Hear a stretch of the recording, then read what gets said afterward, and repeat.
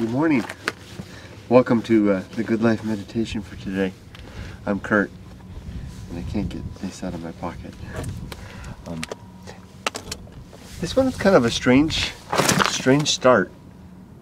It's going to get noisy in a second. There's a train coming. It's my first time back here to Siberia in many months. I basically waited out the summer. It's the first time I've done that for such a long stretch. Basically, I got scared away because the 2 summers ago, the summer really took it out of me, and there wasn't a lot left of me. I'm being so dramatic. I just can't quite get this started.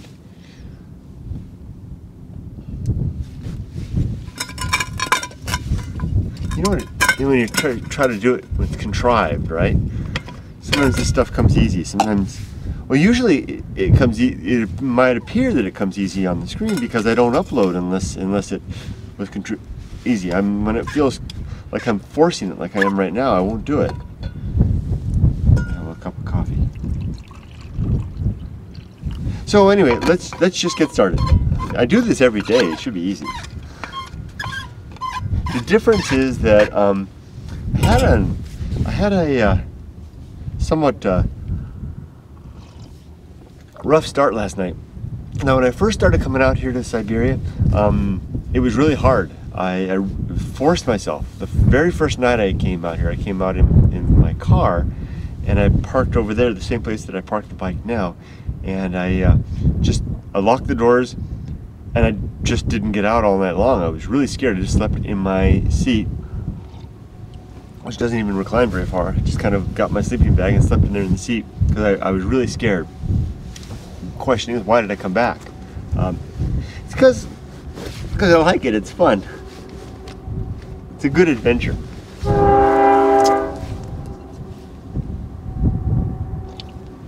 3 more.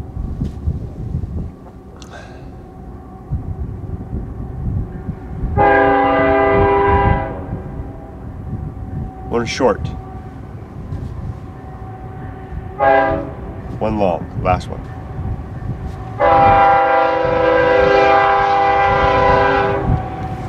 That's how they all do it when they go through the crossing. 4 blasts, 3 long, 1 short. I like the sounds.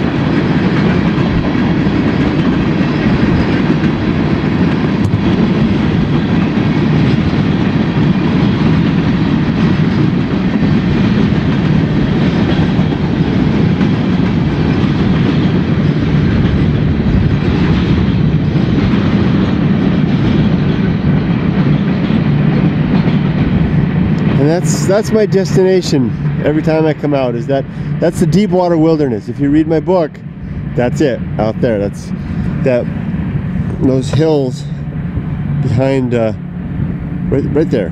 That's the edge of deep water. So in the chapter, the anxiety hike, that's the edge of deep water. That's a Black Mountain right there. That's the Sandman's Bed is beyond up there. This is the black volcano that I warn you to not go towards, because it's the wrong way. And then the deep water wilderness is back there. And the place that I need to go further, my goal, my last destination as a hiker, is way beyond up there past the Sandman's Bed. Anyway, here's where I'm hanging out. Just is the Siberia ruins, and you can see it's all crumbly. And I'm just kind of laying here from the wind. It's really blowing. It's cold. It's October. So I'm gonna warm up my coffee and try to get this done.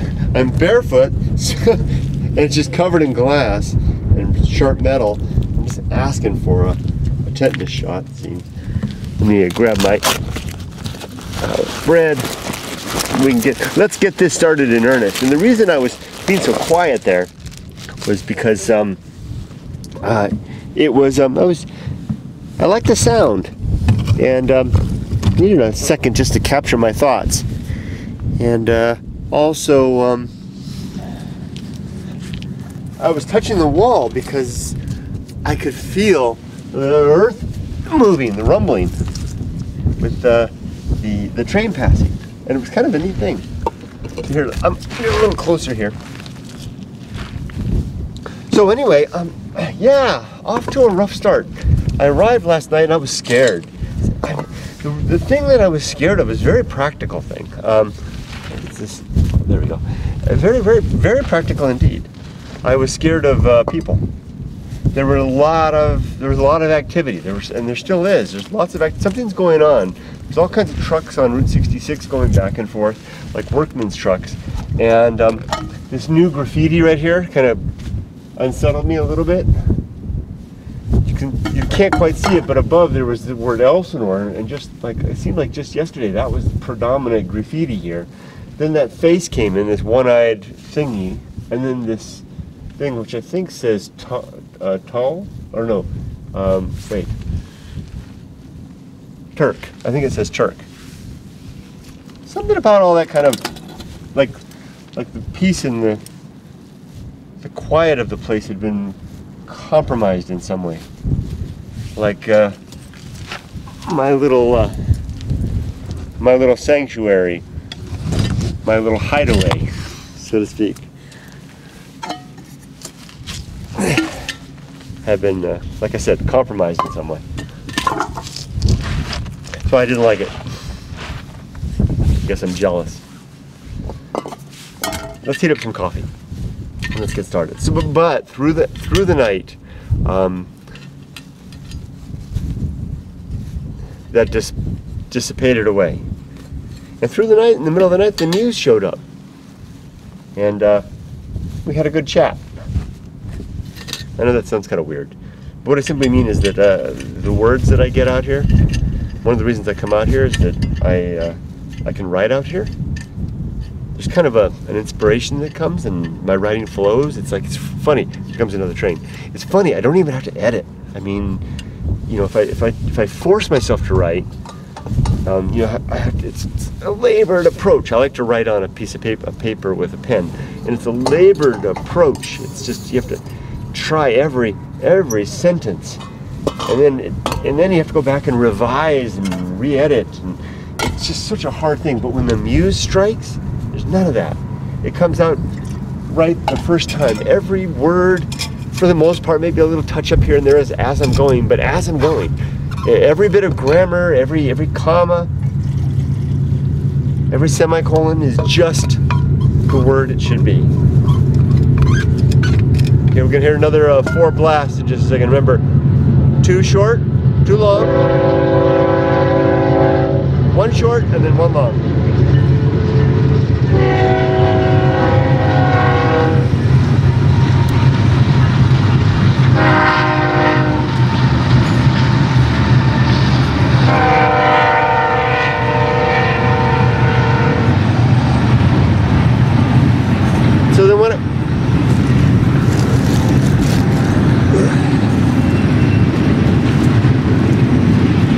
when I got up this morning, it was good. I had a good night. I got a lot of writing done in the middle of the night. And when I got up this morning, just had a little bit of a regress and back to that anxiety last night, just a little bit.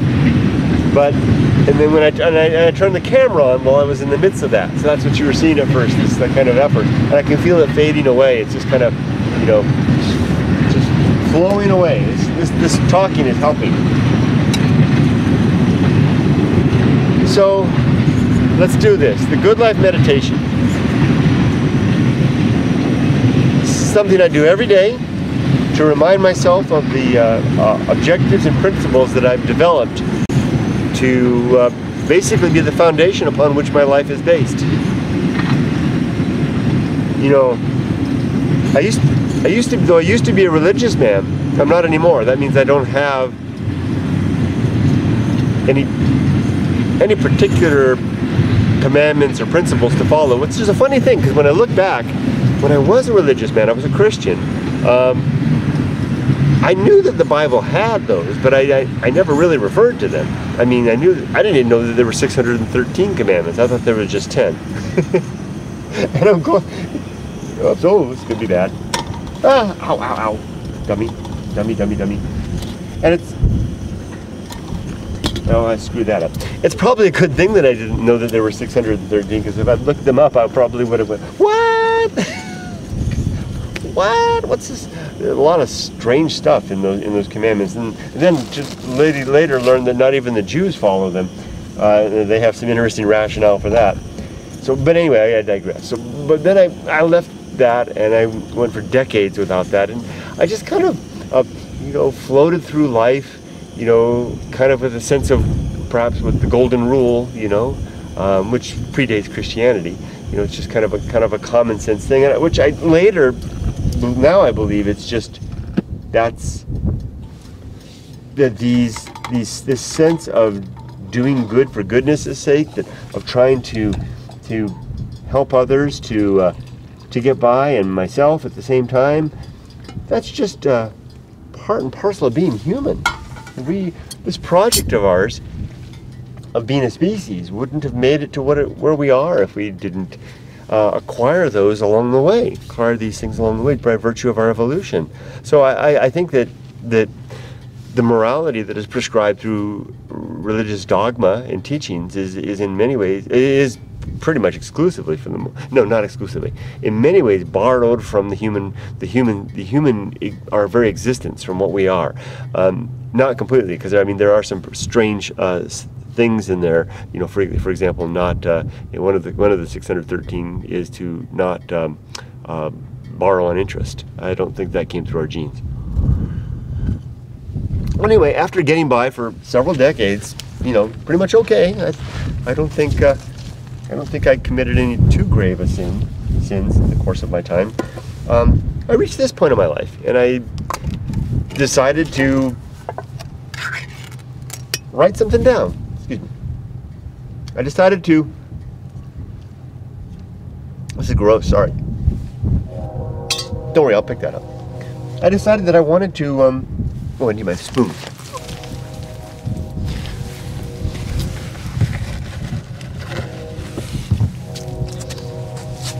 I wanted to make my own commandments. Nah, that's not a good word to use. Sounds too religious.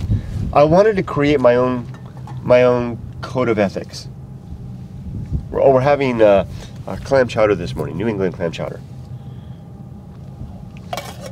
And I decided upon two categories.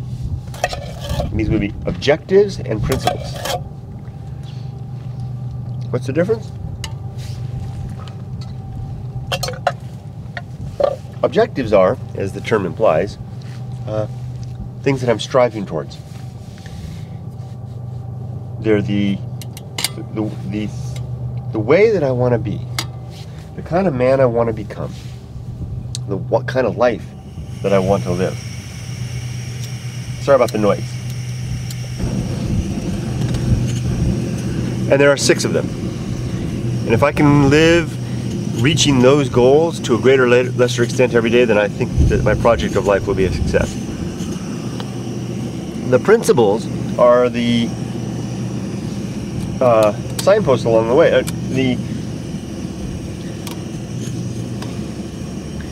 They're the tools by which I make. They are the tools, the instruments by which I reach those objectives.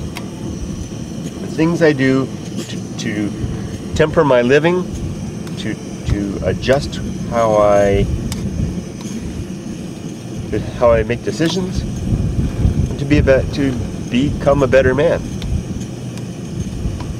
But they lead me to the objectives. So the objectives are the goals, the principles are the signposts and rules for living to get me to those goals. I know this is kind of loud, excuse me. So let's get into it. Like I said, I do this every day. Sometimes fast, sometimes slow. Usually in my helmet in the morning when I'm riding to work. Objective number 1. And usually when I do this, when I make this effort to do it like this, I usually forget 1 or 2. So I'll try not to this time. Number 1 is to be always ready to die. To be living in such a way that my state of being from one moment to the next is in a settled state. That if I have a heart attack right now and keel over, that I'm not really leaving anything undone, or as little undone, incomplete, and unsaid, and unacted upon as possible. Of course, that can't be fully true, but it's to the best of my ability. And in particular, 3 things: my estate, the affairs of my life, my relationships, particularly with my immediate family, my wife and my daughter, and my brother and my mom, and my art. So the first with the affairs of my home, like to have things set up in such a way that if I die, my wife and daughter won't suffer. They'll be able to get by. And that's an incomplete project, largely because I haven't been smart with money over the years. Not as smart as I should be. Yeah, not very smart at all. But I think they'll be okay.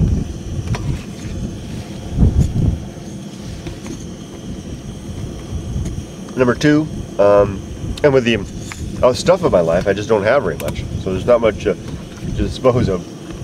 I'm trying to work on my final wishes for, this mortal coil. Once I get that in state, that'll be good. So they won't have to worry about that. I don't want to spend money on it's a costly casket, funeral, and stuff like that. You get the point. And I want to have my accounts in order. So I have a document that lists all of our financial accounts, the passwords to get into the online systems for all that, because I take care of all that, and so that my wife can access that easily. All that's in place. The other one, the connections with my people, that's the best one. I have that one in really good shape. That's because I make an effort every day to maintain my connections to the best of my ability. Not all of the connections. I'm not a very good friend, but I am a good family. I'm a good family member.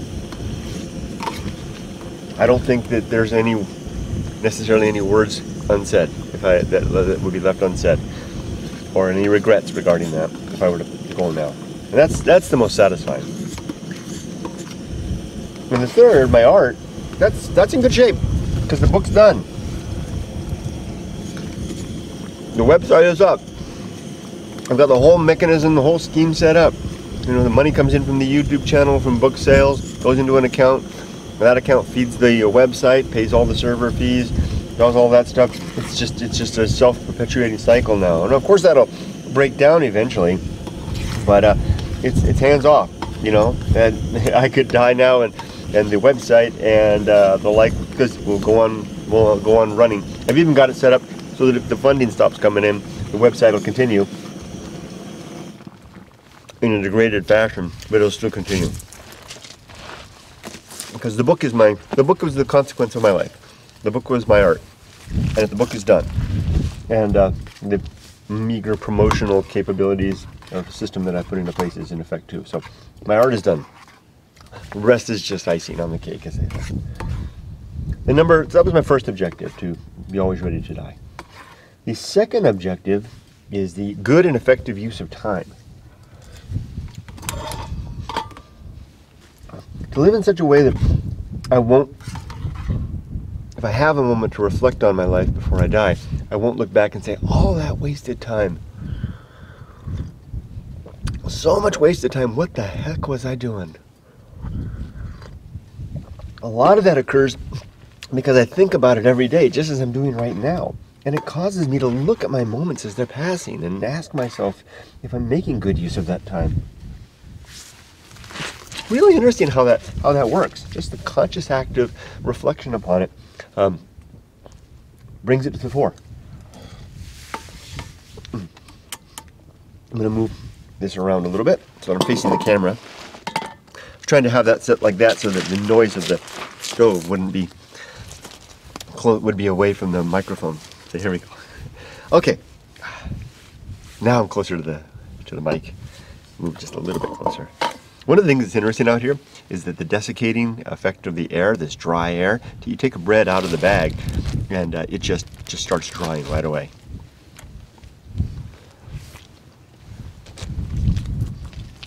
So nothing more involved in that than just reminding myself every day to make good use of the time. And then it seems to be foremost and conscious in my thoughts as I'm going through the day. I ask myself, do I really want to piddle this away on a television show when I could take a walk and read a book? Or do I really want to miss an opportunity to sit down and talk to my daughter and ask her how her day went? Or to look with sincerity, with sincere interest at the passing landscape? Or to have a chance to be there for a coworker or a friend, like I have any of those, who wants my attention. These things really make a lot of difference.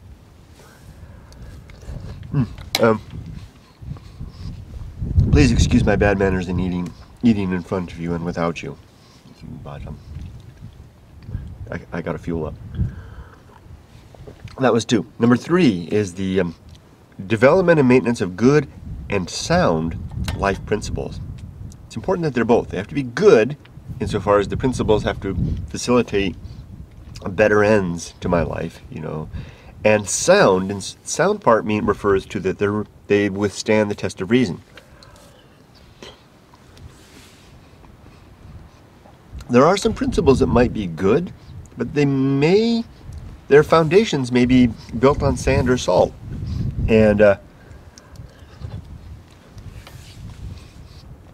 I may abide them, but I won't respect them.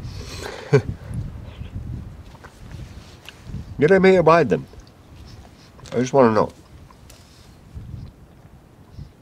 Because if they're made of sand or salt, the next weathering effect of my life may dissolve those pillars aside, or erode them away in a moment, and I'm left with now a principle that is no longer good. May potentially be no longer good. And I want to be aware of that. It moderates my trust of that principle. I fulfill this objective, it's number 3, the development and maintenance of good and sound life principles, by reciting these back every day and asking myself about them. Are they good and sound? For example, I'll ask myself about this one.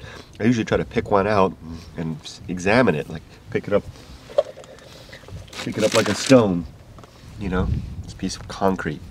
Gosh, it's so interesting how this is old. This concrete is made of the desert men and women who came here to create this ghost town out of nothing. It's crumbly.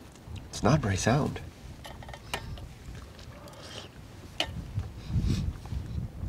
I only would have noticed that if I just looked at it sitting there. It would have looked sound to me. But I can just touch it a little bit and it's crumbling away.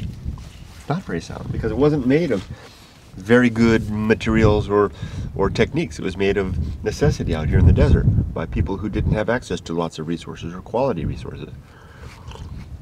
So let me ask myself, maybe this is number 3. Let me ask myself, is it really, do I want number 3 to be a part of this? Do I want that principle of developing and maintaining good and sound life principles to, in fact, be a part of my objective? Does it yield a worthy end? And I think just this experiment alone of holding this stone and showing myself how if I pick it up and I can examine it and it crumbles away, that, hey, this is not sound. Only by examination do I discover that. I think I've just revealed that it is indeed a good and sound objective. Moving on. Number 4. I feel as a wave of emotion rises. Good emotion. Power. Power. As I prepare to say this one. The cultivation of good emotional reactions. The reason that that wave rises in me right now is that I feel it. It's a sense of control. It's a modulating force. Let me repeat that. I'm getting ahead of myself. The cultivation of good emotional reactions. Imagine stubbing your toe. Instead of putting your fist through the wall, just to be, wow, whoa, whoa, whoa, okay, I'm going to sit down for a second and, you know, or your child, you know, spills drops an ice cream on the carpet. Just think! No.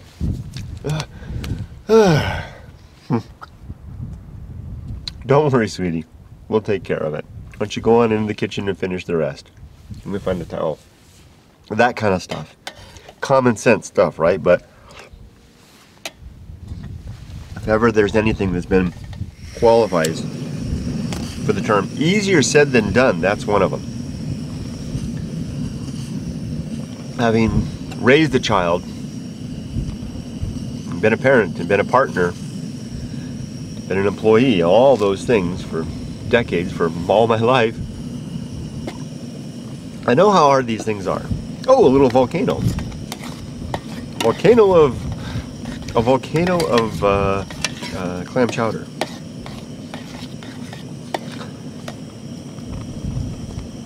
The cultivation, think about that word. Imagine cultivating a garden. Tomatoes and cucumbers and squash, maybe some carrots and a bit of flower, little flower patches and stuff. It takes effort going in and weeding it out and minding and looking after their care and thinking about the nitrogen content in the soil and the like. It's not a matter of just preparing ourselves to have good emotions, good emotional reactions. It's cultivating them. And that cultivation comes from preparation. For example, I like to refer to work sometimes, although I never give specifics. I work as a project manager, and it's a stressful job. It's largely a communications job.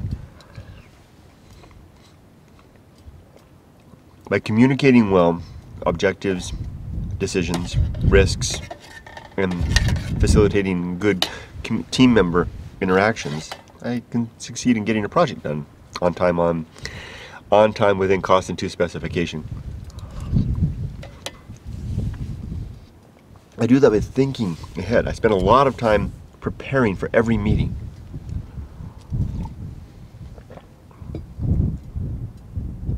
I do the same thing in life. Let me back up. I went too fast to that. I'm able to get through my workday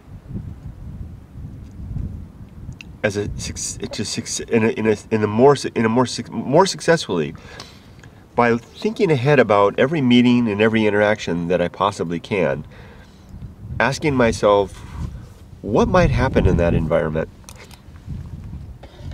asking myself about the personalities and people that will be there, what I should expect from them for right or wrong,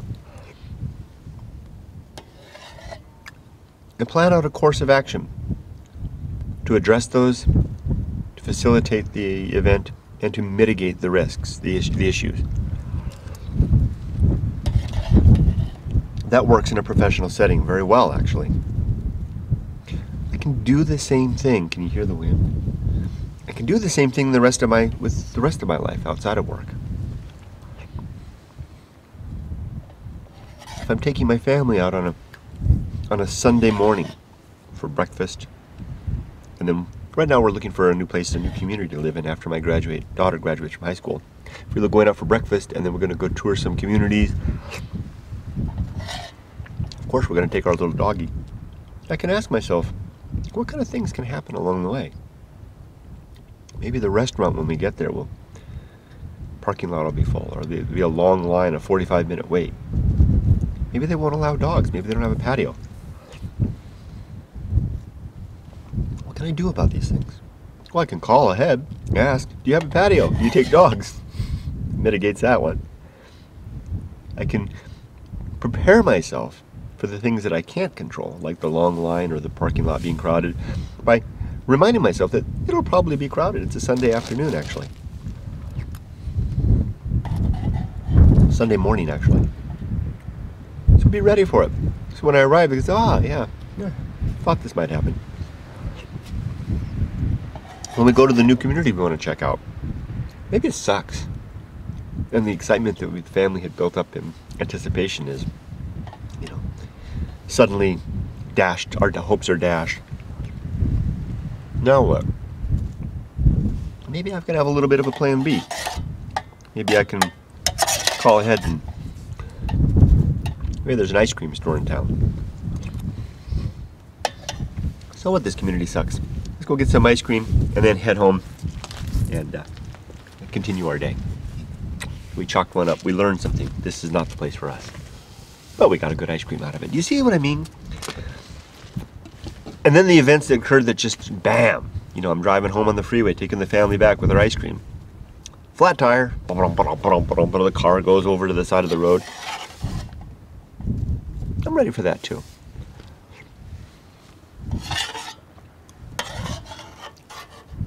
Though I don't necessarily foresee and anticipate every one of these things,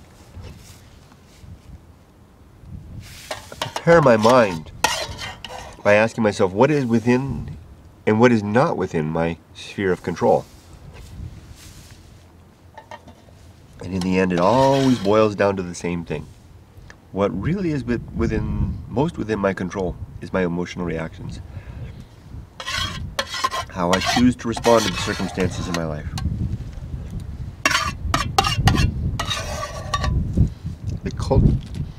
The cultivation of good emotional reactions. That's my third principle. Sorry about the loud noise.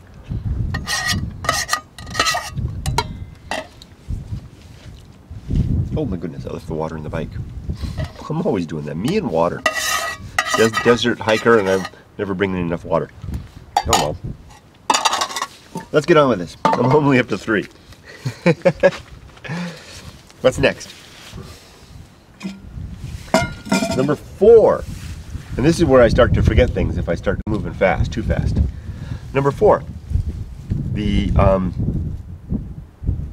performance of good actions. Wait. Always ready to die. Good and effective use of time. Development and maintenance of good sound life principles. Number 4, cultivation of good emotional reactions. Number 5 is doing good things. This is a fun one.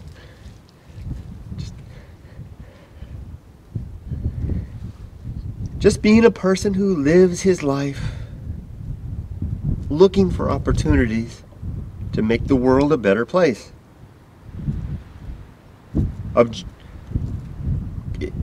Front and center to the world or anonymously, it doesn't matter. It's an opportunity.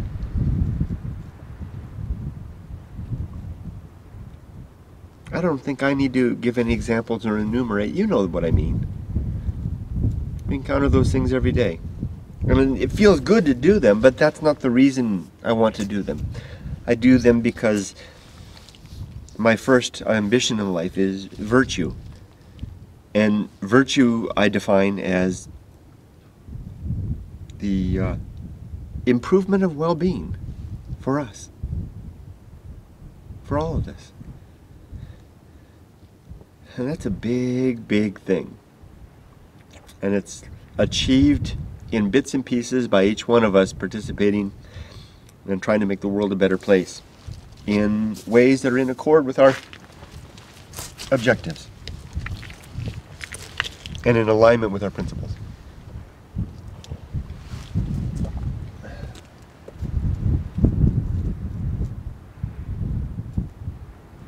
That was 5.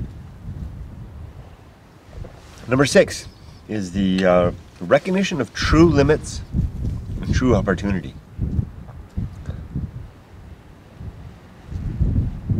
Those mountains I was pointing to in the camera a while ago, there's some far ones back there. I'll never see those. Mountains over here, I'll never see those. Those are beyond my limits.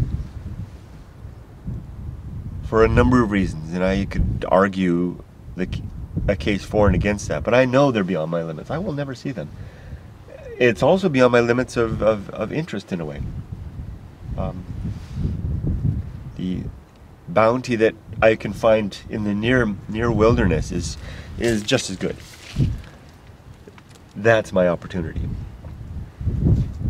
Understanding our limits and opportunity helps to identify the scope of what's possible and what isn't, and helps us to make better use of our time by focusing our efforts on the things that are within scope. Gosh, it's just this wave overcoming me. It's so different from when I first started this video. I was so anxious. It was the anxiety of last night. It's because I spent so much time away. I spent 3 months away. I lost the habit. The more settled sense of comfort in the city was becoming more of a crutch to me. This wilderness comfort was fading. Let's get up and move. We're gonna move out to the bridge. Give me a second while I break camp here. My thermos. Actually, we'll walk a few things back to the bike, and then we'll come back and break and go to the camp. Excuse me. Get my socks on.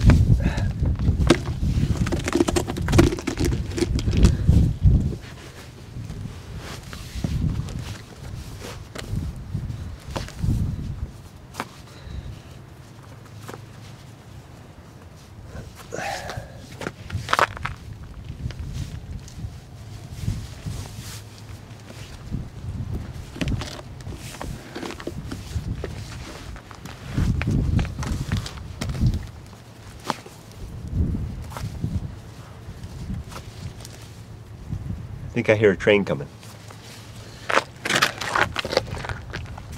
There's coffee. What did I do with that little thingy? Just a second. Oh, there it is.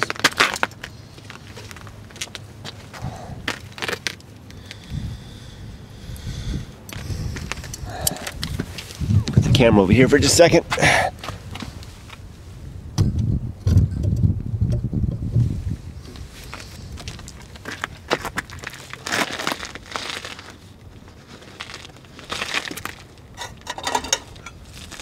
Kind of gross. I'm not even washing it. Just gonna. I need this spoon for a little later. And the bread goes in here. There's a spoon. Coffee goes in the pack up here. Oh, I forgot about this.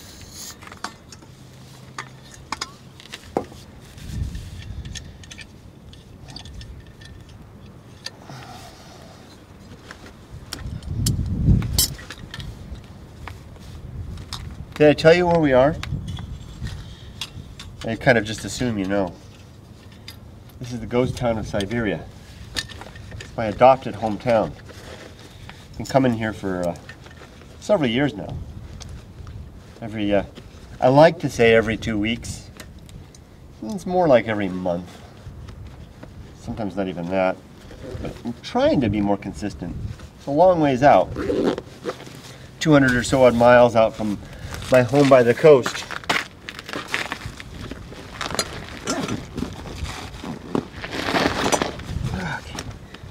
Okay, let's go take a little walk.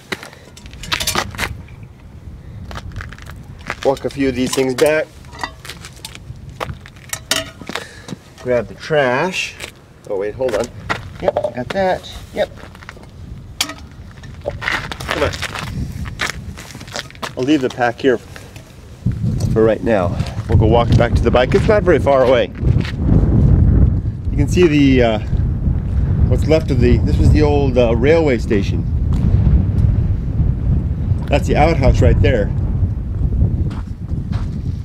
Oh, there's a bird. 2 birds. Rare to see. Here's the old outhouse. There's a copy of my book down there.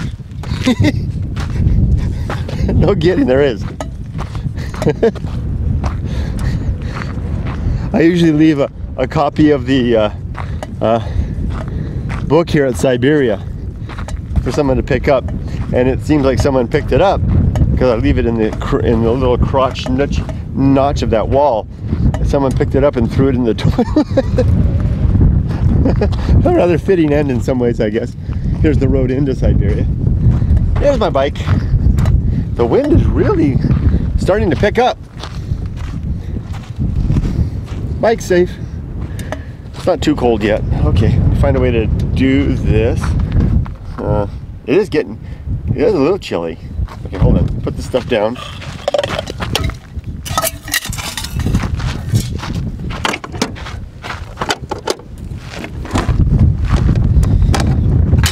Coffee thing goes in here. Man, another month and this is going to be too cold to come out. Gosh darn it. This desert opportunity is... Oh, now the magnet's got this desert opportunity is quite a rare and precious thing. Hold on while I get this together.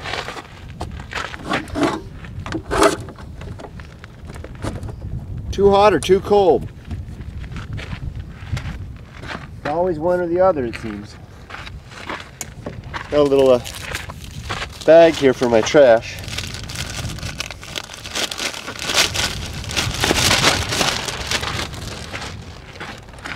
Put that can in there. Ah, what a mess.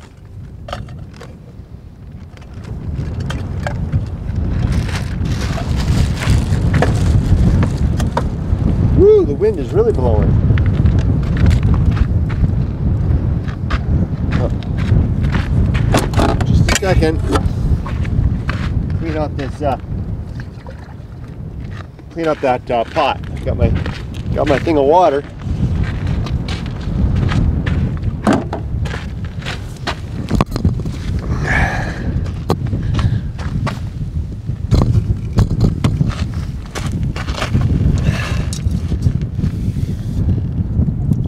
Not a very good job of cleaning.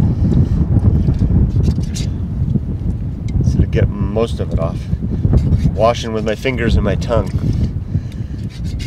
Sounds like a song. Washing with my fingers and my tongue. The refuse and the debris of my breakfast. My raw desert breakfast. 'Cause I forgot my sponge. Hey, I don't own a sponge, but I need to eat and I need to just keep it clean. I'm a desert guy wandering the wilderness. Got my pack and my bike and a few goodies to along. But I don't have a sponge and I don't have a wife and I don't have anybody to care for my life. I just am stuck out here on my own. So I'll clean my pot with my finger, my little index finger. When that doesn't do the job, I grab my nail and I scratch and I scratch and I'll scratch and burn. And that's what I do to get the stuff off the pot. And the stuff along the rim, well, I got my tongue. Oh, And I can go, if my wife saw me do that, I thought I said I didn't have a wife. Yeah, I do. But she ain't here. If my wife saw me do that, she'd go, oh, that's gross. If my daughter saw me do that, she'd say, oh gosh, Papa, don't come home. You're so gross. That's good enough. Yeah. I should have dumped it on a plant. Well, oh well. Now what? So I don't have a towel either, because I left it back on my bike, on my towel, my thing. So I'll wipe with my jeans, but they're not jeans. It's okay. Oh, I got a shirt. Yeah. Because I want to use this to make more coffee. So it'll be a clam chowder flavored coffee. So that's the end of my little song. It's kind of so short and it's kind of silly, but it tells the story of how I keep my deck clean out here in the wilderness where I'm all alone. Oh, that's kind of gross, huh? I'm sorry to be zipping up in front of you. So that's my song, and she's all done now. Time to go to the riding bridge. I got some work to do, telling stories to share on my new World Wide Web blog. Okay. Let's go get the pack. Okay, you stay, don't fall over. And if anybody comes looking for me, don't tell them where I am, because I'm over there under the bridge, but don't go anywhere. The thing I worry most about the bike in this kind of weather is if it'll start. It's not biting cold at all, but it's cold enough that I've had when the motorcycle's engine is chilly, or the battery is chilly, it has a hard time starting over sometimes, and it worries me. It's one of the reasons I don't come out here in the deep winter. I worry I won't be able to get the bike starting. Okay, let's put the back on and we'll go over to the riding bridge.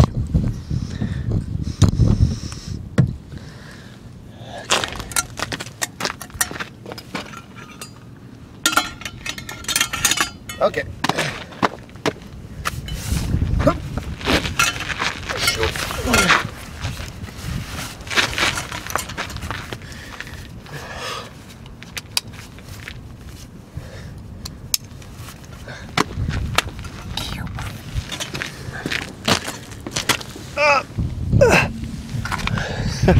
All right, still recording. Okay, so now let's talk about the 20 principles. That's kind of interesting. The metal on top here. That's him over there.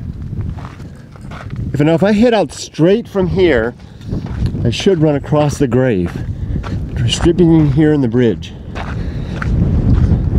So, principle number 1 is the principle of war. This principle suggests that I wake every morning ready to go to war with everything that I hold true. All my beliefs and all my objectives, all my cherished values. Everything that I think is, in fact, the way things are. When I ask myself if that's really the case. And the best way to do that, there's the car. I told you there's more traffic than usual. And there's the bridge I'm heading to. And the way that I do that is by questioning them and examining, like I did that other that crumbly stone earlier. Pick one up, like this one. This was one of my values. Is it firm? Is it solid? Is it built of stuff that's true? It looks like it is. So I'll put it back down, just the way I found it, and get on with my life. And I do this with the component of the second principle, which is the principle of reason, which has the sub-principles of honesty and objectivity. I use reason as that instrument of discovery. Oh, I see a mylar balloon. It's always wind up out here. Let's go pick it up. It looks like it's all tangled inside the creosote bush. Right there. So reason is the tool by which I perform this war upon my values. Oh, and by the way, I perform that war not only on my values, against my values, but against yours too. Well, basically only if you come and offer them to me. If you come to me and say, knock, knock, Kurt, here's what I think is true. You should think it's true too. Then I'm going to say, oh, okay, that's interesting. Let me grab my toolkit, my toolbox of reason, and I'll grab out the instruments of honesty and objectivity, and I'll examine it. And if what you're offering is sound, then I may indeed take it up. I still don't see any reason why I would not. So be prepared to, if you give a damn, be prepared if you choose to share something with me, a proposed truth, that be prepared for me to run it through my little test apparatus. Okay, that's number one and number two. Number one is principle. The first principle is war. Second principle is reason. The third principle is the homunculus. A fun word. It's fun to say, homunculus. And if you look it up in the dictionary or online, especially if you look it up online, you'll find, when you look at images, you'll find pictures of a little guy like inside your head. Here comes another train. Horn should start blowing any second now. You can see the heat coming off of the engine. Look at that.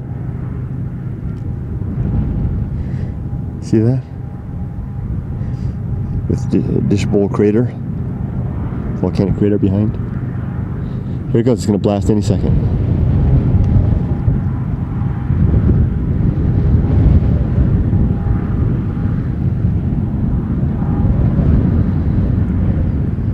Here we go.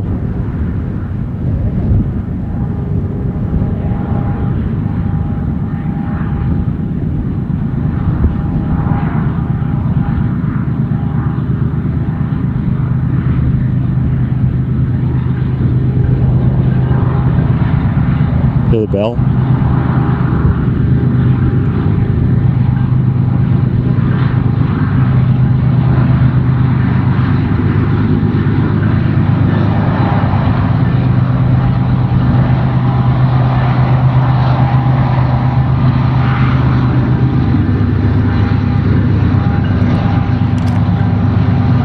What, no horn?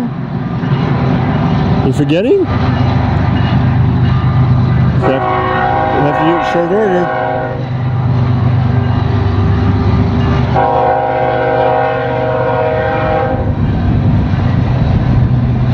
Should finish up last one right there as it goes through. There you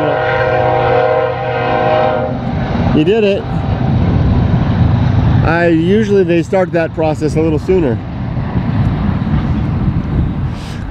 Okay, back on the homunculus. We're close to the bridge now.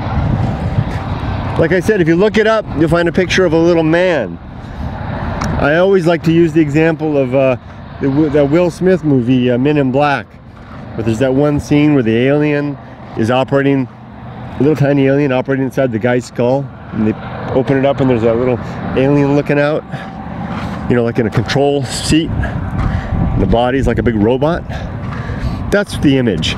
And the homunculus is an old idea. I don't know where it came from, where that word came from. It's an interesting word. But it basically describes that as if we almost have a little guy inside our head that's running things.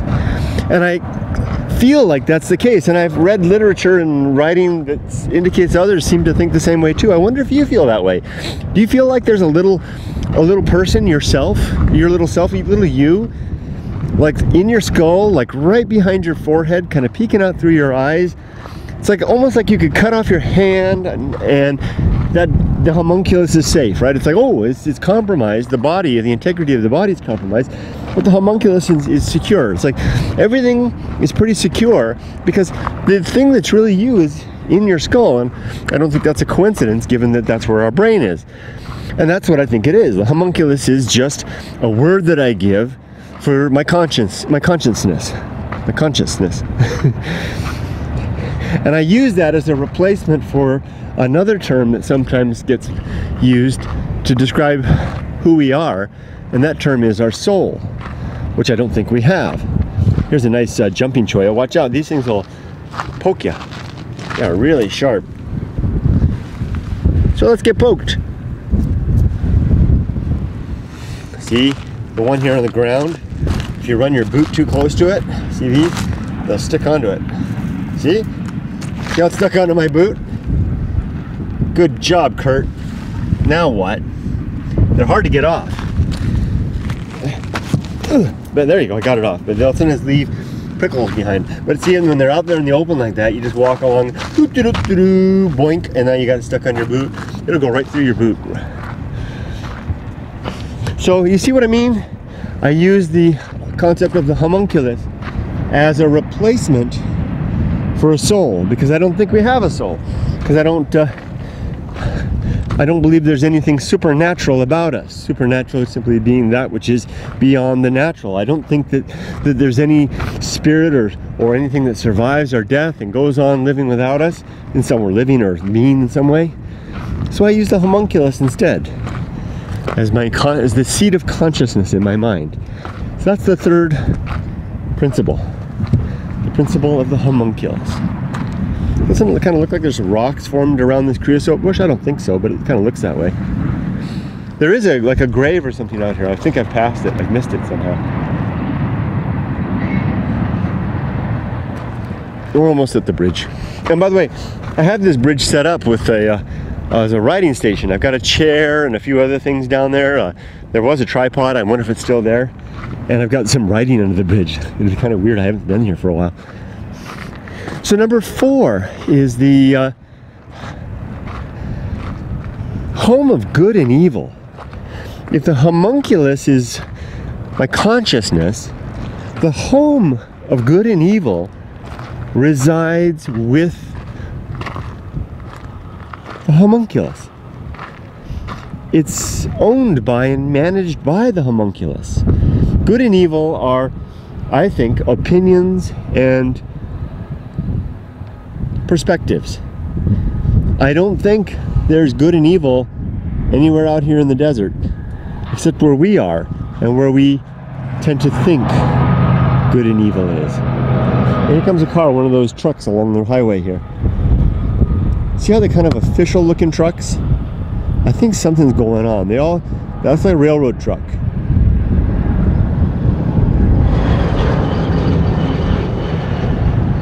So I think the railroad's up to something. There's good and evil in that truck, because whoever's driving that truck has some concepts of what good and evil are. There's some good evil in that train. Whoever's running that train does the same. And there's some good and evil here in this head, because my homunculus has some opinions about those same things. But I don't think there's any good or evil here in these rocks. The home of good and evil is with the homunculus in my little worldview. And here's interesting. I think this looks like something someone must have set up. Isn't that strange? Doesn't it look like these rocks are placed this way? Oh, okay. Next. Oh, this is probably a desert tortoise lair right there. Well, maybe not. Maybe it was. Number 5, purpose. If there is no God and no objective purpose in the universe, then it's up to us to come up with something, some purpose and reason and meaning for our lives. And I think it's up to us to decide what that is. And it's a big project and a worthy goal and task. So for myself, I've decided that my purpose is the pursuit of virtue, as I've already defined it earlier. The improvement, and I almost want to say the wholesale improvement of well-being for, you could say, for thinking creatures, for sentient creatures, for everything, for life. All those things work. I'll take them all, any of them. But I want to do that. That's my reason for being. That's one of the reasons that I make these videos, because I've worked hard to put these things together, and I want to share them with anybody that might help them do well. I mean, it might help them, because who knows, maybe there's some other people out there. It's up there on Ash Hill. Good resonant. It's very far away, way up there. It's really rare to hear it that well from here. Maybe there's some young people out there in particular, or maybe they're not so young, who are struggling with the same kind of stuff. They've kind of decided, you know, I'm not buying this 613 commandments stuff. I don't know about this rule about you know, not cooking the lamb in its mother's milk. This kind of sound kind of arbitrary. Or what is it about mixing your linens? Who gives a damn? I mean, some of that stuff's probably pretty good, probably based in some pretty sound theory, you know, particularly for the times. But I mean, is that the deep, abiding principles of the universe? So no, maybe I'm gonna give it a shot on my own. You know, why not? We have just as much opportunity to take a shot at deciding virtue. There's another car. They never notice me. They just go right on past. That always happens. They go by. I can stand right next to the road and no one will ever see me. I'm like a ghost. So if you do that, then, you know, hey, if you watch this video and you got what is it, an hour, I just passed the 1 hour mark, you got 1 hour and 2 minutes into the thing, then I'm going to share with you my principles. I can see my chair under the bridge. There's the bridge. Hold on, I got to take a photo. Hold on. I've been here for a while. There we go. So there, I share my idea of purpose, and that's one of the reasons I make this video. Now let's run down this little berm. It's a flash flood berm. The railroad puts these together to to channel the water under these bridges and keep it from going over the railroad tracks. And let's go check out we got through 5. Let's go check out the what's left of my stuff under the bridge. See if we can set up a little camp under here. Maybe a little safe from the wind. Maybe not.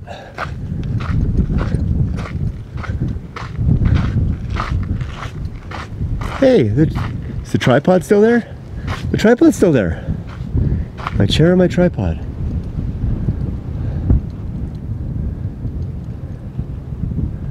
Take off the backpack.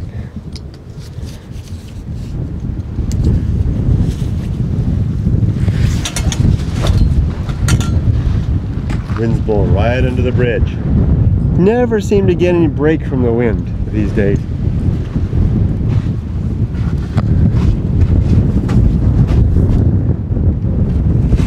Here's my tripod and my chair. And there's chalk in there too. Oh, there it is, little box of chalk. Just my chair. You wonder, why do you have a box of chalk? Because I write under the bridge these same objectives and principles. Here's the first one. First objective, be always ready to die. Number 2, good use of time. 3, good life principles. 4, good emotional reactions. 5, the performance of good actions. 6, the recognition of true limits and opportunity. That was in red, and over here in blue are my principles. The principle of war, and the principle of reason. And we just talked about the homunculus kind of blowing away. It looks like it's fading away. And there's a blank canvas after that. That's because I'm using this place, this bridge, as a writing platform. This is where I write out these objectives for my new book, The Good Life. Sit here under the bridge, write them out, and when I finish a chapter, I write it up there to mark that I finished that one. I feel that anxiety coming back. This wind, I don't like it. Oh, hey, there's my lighter. On the ground, right there. There's my backpack. I left it here last time. I was wondering where it went. I once found an arrowhead under here.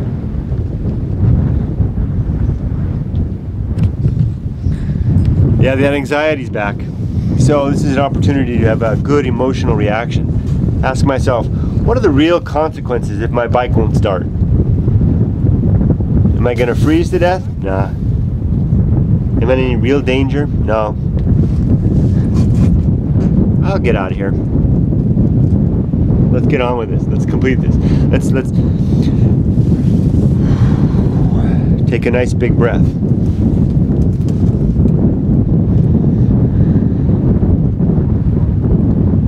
compose myself, compose my thoughts.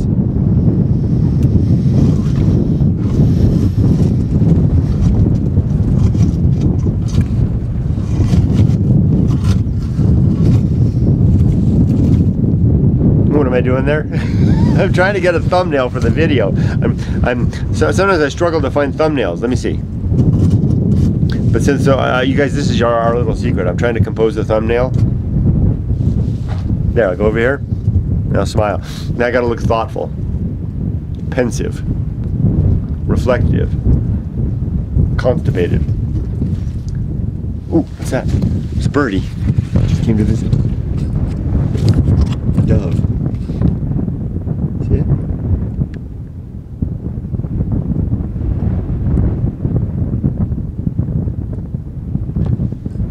That's curious. I wonder if it's got a nest down here. I saw a shadow.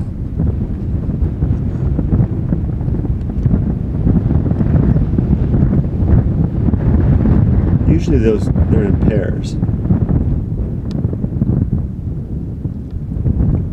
Okay, well, let's complete our mission.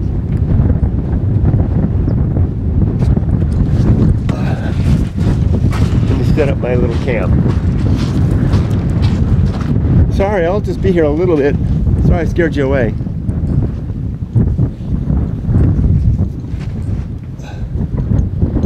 I won't stay too long.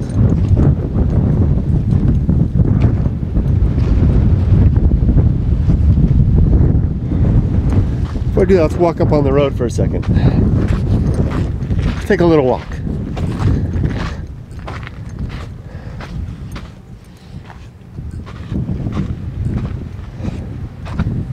Number 6, the atomic principle. I always have something I do at this point. I always reach down, grab a handful of dirt, earth, and let it go away. The atomic principle. Everything we are is made of bits and pieces, flowing and changing, forever transforming. Here comes a car. Truck. 2 of them. See if I'll notice it. Nope.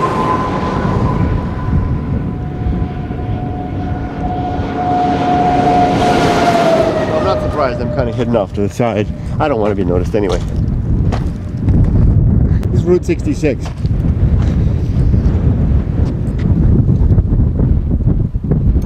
The atomic principle suggests that the universe is made of bits and pieces, flowing and changing and forever transforming.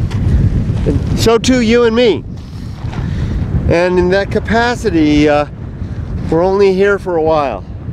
And I want to remember that, to harken back to my original point of making good use of time, so I don't waste my time. I don't let things flit away. I don't take my existence here for granted, my moments. I remember that very, very soon I'm gonna dissolve away like this dust, which was once stone, much firmer than me. Nothing's gonna be around too long.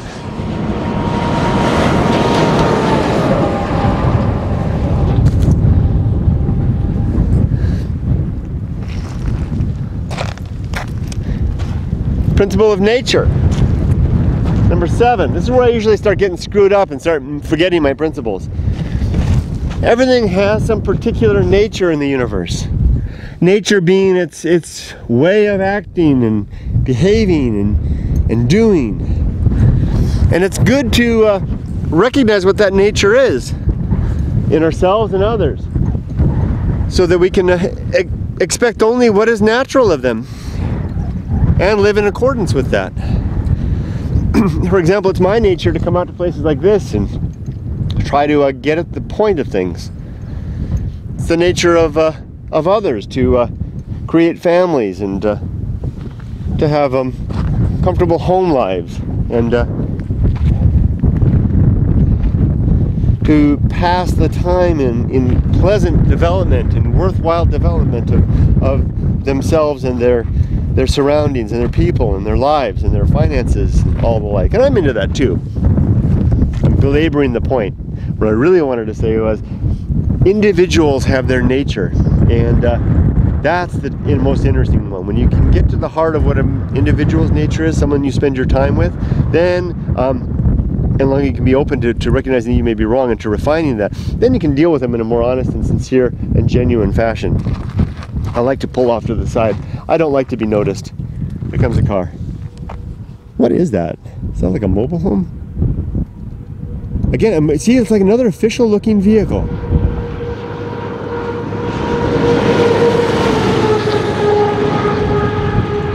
He saw me.